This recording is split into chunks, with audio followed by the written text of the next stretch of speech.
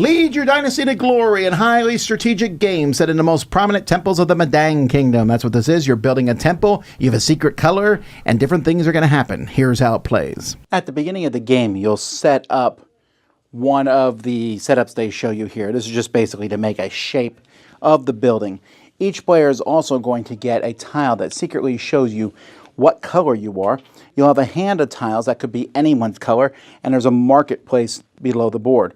On your turn, you'll play a tile from your hand above one of these numbers here, but you can't exceed the number there. So if there's 2 tiles here, a third tile can't be placed. And then when you're done with that, you will take a tile from the market here and then replace that. When you play the tile, it could have a special ability. Well, they all have special abilities, and it's up to you if you want to do that. One of them lets you play another tile from your hand. Another one lets you take another tile from the market.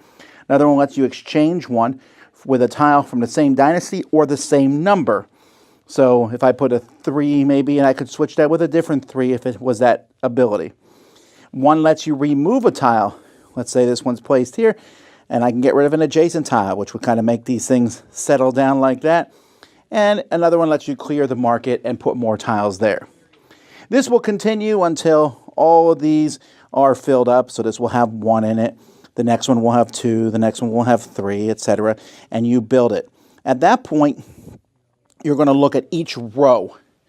And whoever has the most tiles in a row is going to get 1 point per tile. Then you're going to look at each column. In a column, each tile will score points for any tile below it that is the same number or lower. So this gets nothing because below it's a 4. Nothing. This gets 1 point because there's a 3 below it. This 2 gets 3 points. This 2 gets 2 points. This 2 gets 1 point. You'll add up all these points, and whoever has the most is the winner of the game. Unfortunately, there's a lot about Medang that I do not like. I like the concept of it. I like the idea of having different temple shapes. But this game has a hidden color. You are a hidden color. Guess what? Unless you are trying to lose, everyone's going to know what color you are soon. Why would you not just make your color do better and hurt other colors? You're like, ooh, I'm going to keep it secret. Well, that's fine. Keep your color secret, and then you score no points. So they should have just completely cut that out of the game.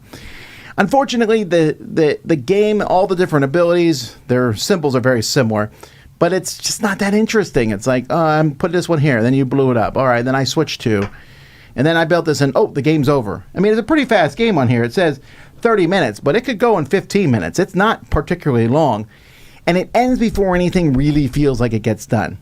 So I applaud the theming. This is a new company, I believe, the TCG Factory, or at least they haven't made a ton of different games. So I want to applaud them for trying something here. But I really didn't like this game, and I'm giving it a 5 out of 10.